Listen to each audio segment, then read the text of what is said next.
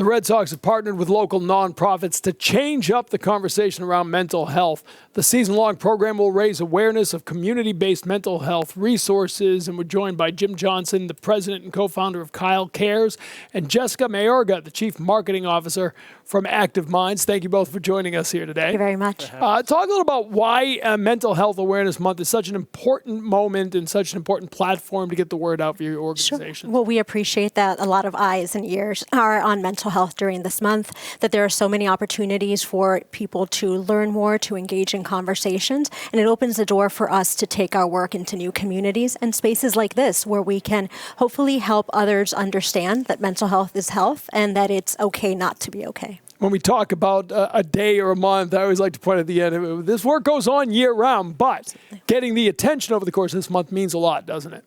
Absolutely. Yep. And, the organizations like the Red Sox who step up to use their tremendous platform to shine a light on such an important social issue, I think it helps bring credibility to the work that our organizations do. And it also helps, especially our organization, we're small, it helps us reach many more of the constituents that we're trying to reach, which are high schools and colleges throughout New England. The Red Sox have obviously done a really good job, and I feel like even 10 years ago, we didn't talk a lot about mental health when it came to athletes. They were tough, they were strong, get out there and do your job. Now that they are more willing to talk about it, they are more open to this discussion. What does that mean to your mission?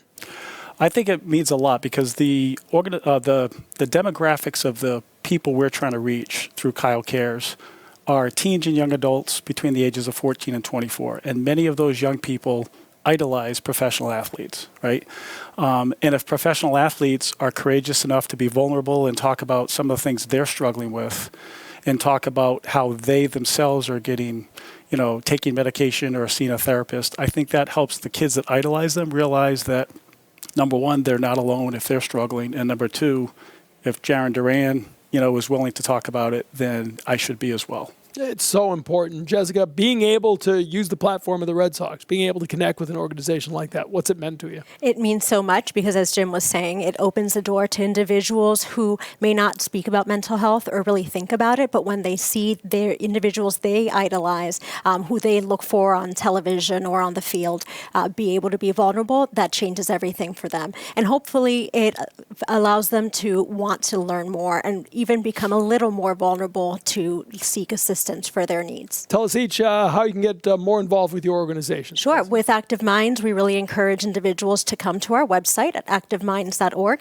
We have a presence on 600 college campuses and 1,000 high schools, and we're going to keep growing so that more of our young leaders can be mobilized to really change the future of how we talk about mental health. Fantastic. Jim?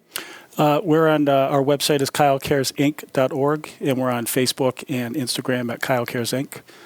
We focus primarily on bringing programming to high schools and colleges in New England so that we better equip them so they can support all the teens and young adults in their schools. Such an important message. Thank you for coming on and helping us share it a little bit. You can also learn more at redsox.com/changeup, at Red Sox Community on Instagram. We'll have more on this. Jessica, Jim, thank you so much. Thank you. Thank you for having us. We will take a break, come back with more as the Red Sox get back to work tonight. Jim is back with us as we preview Game 2 of the series.